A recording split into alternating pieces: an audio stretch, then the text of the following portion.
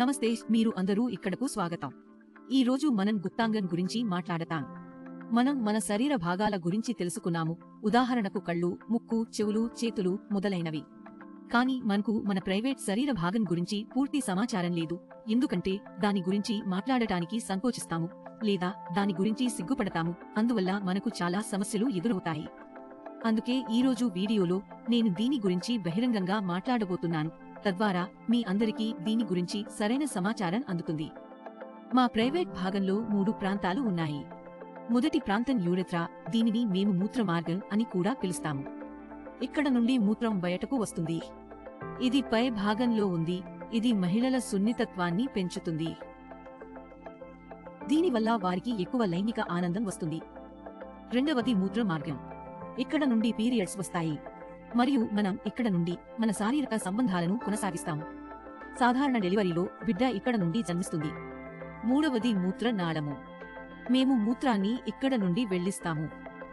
ఈ విధంగా 3 ప్రాంతాలకు వేర్వేరు పనులు ఉన్నాయి. ఇప్పుడు మనం మా ప్రైవేట్ భాగాన్ని ఎలా శుభ్రంగా ఉంచాలో తెలుసుకుందాం. మనం సబ్బు, బాడీ వాష్ లేదా ఇతర రకాల వాష్ను మన ప్రైవేట్ భాగంలో ఉపయోగించకూడదు. ఎందుకంటే ఇవన్నీ మన మూత్రానికి హానికరమైన రసాయనాలను కలిగి ఉంటాయి. మనం మన మూత్రాన్ని ఎక్కువగా గోరువెచ్చని నీటితో శుభ్రం చేయాలి. కానీ నీటిని ఎక్కువగా చల్లకూడదు. ఎందుకంటే మన మూత్రంలో కొన్ని బ్యాక్టీరియా ఉంటాయి. అవి మన మూత్రానికి మంచివి. మేము నీటిని ఎక్కువగా చల్లితే ఈ బ్యాక్టీరియా బయటకు వస్తాయి. దానివల్ల మాకు కొన్ని సమస్యలు ప్రారంభమవుతాయి. నీటితో శుభ్రం చేసిన తర్వాత మేము మా ప్రైవేట్ భాగాన్ని మృదువైన గుడ్డతో తుడవాలి. మనం ఈ ప్రక్రియను ప్రతిసారి చేయాలి. మనం మూత్ర విసర్జన చేయడం లేదా మరుగుదొడ్డికి వెళ్ళినప్పుడు. ఇలా చేయడం ద్వారా మాకు ఫంగల్ ఇన్ఫెక్షన్ రాదు. మన వ్యక్తిగత భాగాన్ని ఆరోగ్యంగా మరియు సురక్షితంగా ఉంచడానికి ఈ విషయాలను జాగ్రత్తగా చూసుకోవాలి.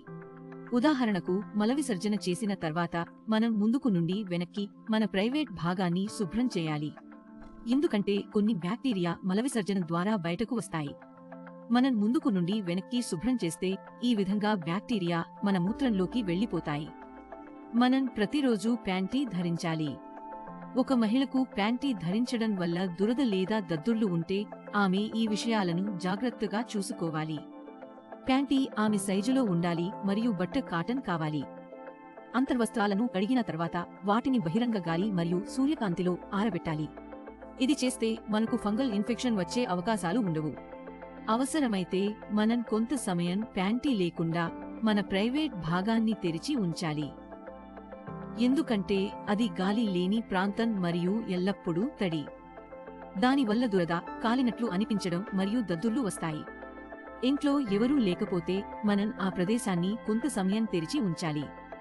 ఒక మహిళకు ఆమె ప్రైవేట్ భాగంలో దురద, కాలినట్లు మరియు దద్దుర్లు ఉంటే ఆమెకు యానింగ్ ఇన్ఫెక్షన్ ఉందని అర్థం చేసుకోవాలి. ఈ సందర్భంలో మనం మన శుభ్రతతో పాటు డాక్టర్కు చూపించాలి. ఆమె త్వరగా కోలుకోవడానికి కొన్ని మందులు లేదా క్రీమ్ ఇస్తుంది. ఈ సమయంలో మనం శారీరక సంబంధం ఉంటే ఈ ఇన్ఫెక్షన్ మన భాగస్వామికి కూడా జరుగుతుంది.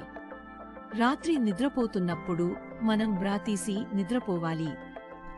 బ్రా ధరించడం వల్ల మన రక్త ప్రసరణ సరిగ్గా పనిచేయదు. దీనివల్ల మనకు మంచి నిద్ర రాదు.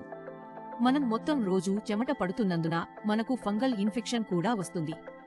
మన శుభ్రతతో పాటు మనం కొన్ని విషయాలను మన రోజువారీ రొటీన్లో చేర్చాలి. మనం దీని గురించి మన తదుపరి వీడియోలో రోజువారీ రొటీన్లో మాట్లాడుతాము. కాబట్టి మన తదుపరి వీడియోను చూడడం మర్చిపోకండి.